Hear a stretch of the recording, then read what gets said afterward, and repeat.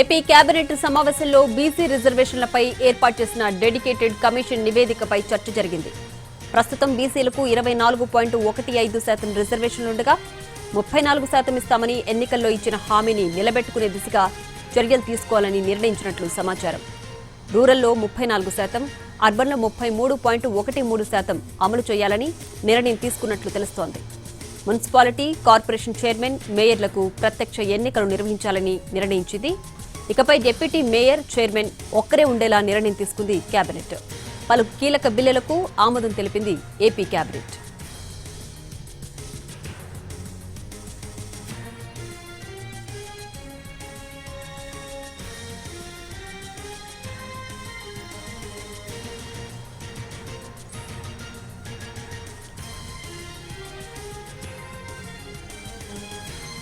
AP cabinet సమావేశంలో BC రిజర్వేషన్లపై ఏర్పాటు చేసిన డెడికేటెడ్ కమిషన్ నివేదికపై చర్చ జరిగింది.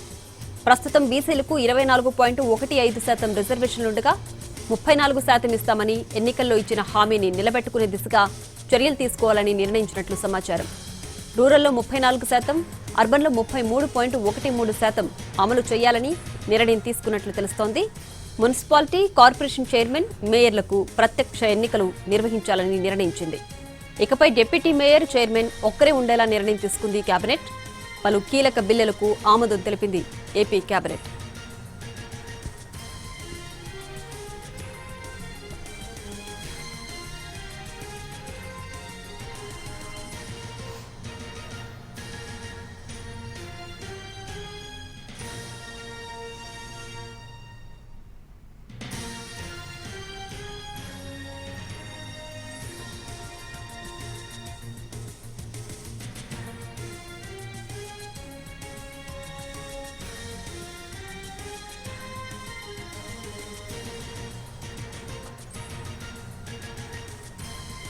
ఏపీ కేబినెట్ సమావేశంలో బీసీ రిజర్వేషన్లపై ఏర్పాటు చేసిన డెడికేటెడ్ కమిషన్ నివేదికపై చర్చ జరిగింది. ప్రస్తుతం బీసీలకు 24.15% రిజర్వేషన్లుండగా 34% ఇస్తామని ఎన్నికల్లో ఇచ్చిన హామీని నిలబెట్టుకునే దిశగా చర్యలు తీసుకోవాలని నిర్ణయించినట్లు సమాచారం. రూరల్లో 34%, అర్బన్లో 33.13% అమలు చేయాలని నిర్ణయం తీసుకున్నట్లు తెలుస్తోంది. మున్సిపాలిటీ, కార్పొరేషన్ చైర్మన్, మేయర్లకు ప్రత్యక్ష ఎన్నికలు నిర్వహించాలని నిర్ణయించింది. ఇకపై డిప్యూటీ మేయర్, చైర్మన్ ఒక్కరే ఉండేలా నిర్ణయం తీసుకుంది కేబినెట్. పలు కీలక బిల్లులకు ఆమోదం తెలిపింది ఏపీ కేబినెట్.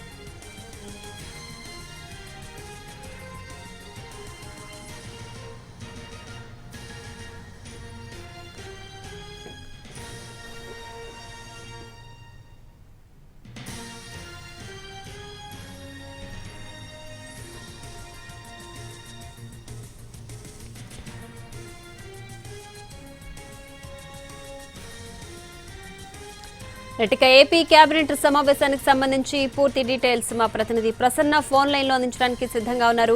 ప్రసన్న, చెప్పండి, ఏపీ కేబినెట్ సమావేశంలో తీసుకున్న నిర్ణయాలేంటి? ఏ బిల్లులకి ఆమోదం తెలిపారు? ఇవాళ జరిగిన కేబినెట్ సమావేశంలో ప్రధానంగా ఒక 55 అంశాలకు సంబంధించి కేబినెట్ ఎజెండా ఆమోదం తెలిపింది. అందులో భాగంగా స్థానిక సంస్థల్లో బీసీలకు 34% రిజర్వేషన్ కల్పించే బిల్లును కొద్దిసేపటి క్రితమే ప్రవేశపెట్టారు మంత్రి సవిత. దీనికి సంబంధించి ప్రధానంగా కేబినెట్లో చర్చ జరిగిన పరిస్థితి అయితే కనిపిస్తుంది. ఎందుకంటే బీసీలకు 34% రిజర్వేషన్లు ఇవ్వాలి. ఎట్టి పరిస్థితుల్లో స్థానిక సంస్థల ఎన్నికల్లో 34% రిజర్వేషన్లు బీసీలకు ఉంటే కనుక గత ప్రభుత్వం 24% ఇచ్చింది.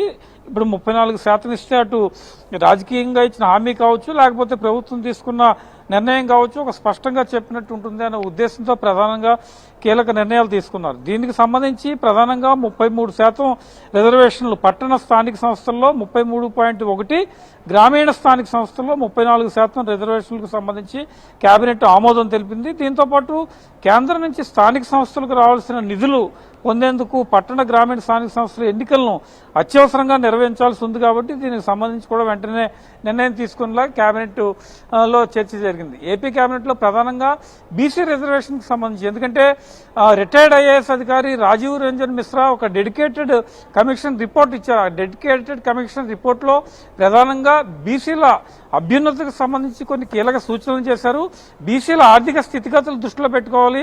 బీసీలలో ఉపకులాల ఉపాధి అవకాశాలు ప్రస్తుతం ఏ రకంగా ఉన్నాయి, ఎంతమంది ప్రభుత్వ ఉద్యోగాల్లో ఉన్నారు, ఎంతమంది ఇతర వృత్తుల్లో ఉన్నారు, బీసీల్లోని ఉపకులాలకు సంబంధించి వాళ్ళకి రాజకీయంగా ప్రాధాన్యత ఇవ్వాలంటే ఏమేం చేయాలి, ఇవన్నీ కూడా డెడికేటెడ్ కమిషన్ లో చాలా స్పష్టంగా చెప్పారు. వాటన్నిటి మీద కూడా కేబినెట్ సమావేశంలో చర్చ జరిగింది. అయితే 34% రిజర్వేషన్లు ఇవ్వడానికి అది జీవో ఇస్తారా, లేకపోతే అసెంబ్లీలో చర్చ జరిగిన తర్వాత ఎలాంటి నిర్ణయం తీసుకుంటారు అనేది పక్కన పెడితే కనుక ప్రస్తుతం 22% రిజర్వేషన్లు ఎస్సీ ఎస్టీలకు ఉన్నాయి. అదనంగా మరొక 27% ఇస్తే అంటే 50% లోపే రిజర్వేషన్లు ఉండాలి. కాబట్టి దానికి సంబంధించి కేబినెట్ లో ప్రధానంగా చర్చించి నిర్ణయం తీసుకోవడం జరిగింది. 34% రిజర్వేషన్లు తప్పనిసరిగా బీసీ సామాజిక వర్గానికి ఇవ్వాలి అనే ఉద్దేశంతోనే ప్రస్తుతం ఏపీ అసెంబ్లీలో కూడా దీనికి సంబంధించిన బిల్లు పెట్టి చర్చిస్తున్న పరిస్థితి. కేబినెట్ లో ఇదే ప్రధాన అజెండాగా తీసుకున్నారంటే గ్రామీణ ప్రాంతాల్లో 34% రిజర్వేషన్ ఉండాలి. పట్టణ స్థానిక సంస్థలకు వచ్చేటప్పటికి 33.1% ఉండేలాగా మేజర్ గా నిర్ణయం తీసుకోవడం జరిగింది. దీంతో పాటు అటు మేయర్, మున్సిపల్ చైర్మన్లకు సంబంధించి డైరెక్ట్ ఎలక్షన్ నిర్వహించాలనే ఒక నిర్ణయం కూడా ప్రధానంగా తీసుకున్నారు. ఇప్పటివరకు మేయర్లు కానీ మున్సిపల్ చైర్మన్లు కానీ పరోక్ష పద్ధతిలో ఎన్నికలు జరిగేవి. ఇప్పుడు వాళ్ళని డైరెక్ట్ ఎలక్షన్స్ ప్రకారం మేయర్లు అదేవిధంగా మున్సిపల్ చైర్మన్లు ఎన్నుకునే విధానాన్ని డైరెక్ట్ గా పెట్టేదాన్ని కూడా కేబినెట్ ఆమోదం తెలిపిన పరిస్థితి అయితే చాలా స్పష్టంగా మనకి కనిపిస్తోంది. 55 అంశాల కేబినెట్ ఎజెండాలో స్టార్ హోటల్లో కేటాయింపు, భూముల కేటాయింపు, దీనికి సంబంధించి ఇతరత్ర నిర్ణయాలు తీసుకున్నా కానీ బీసీ రిజర్వేషన్ అనేది ఒక మేజర్ గా ప్రభుత్వం తీసుకుని ముందుకెళ్తున్న పరిస్థితి. At the same time SC ఎస్టీల రిజర్వేషన్లు ఏదైతే ఉన్నాయో వాటికి ఎలాంటి ఇబ్బంది కలగకూడదని కూడా ఏపీ కేబినెట్ లో చర్చ జరిగింది. ఎస్సీలకు 15%, ఎస్టీలకు 7%, మొత్తంగా 22% రిజర్వేషన్లు ప్రస్తుతం స్థానిక సంస్థల ఎన్నికల్లో ఇవ్వడం జరుగుతోంది. వాటికి సంబంధించి ఎలాంటి ఇబ్బంది లేకుండా వాళ్ళకి రిజర్వేషన్లు కొనసాగిస్తున్నాయి. బీసీలకు మరో 34% రిజర్వేషన్లు ఇవ్వాలి.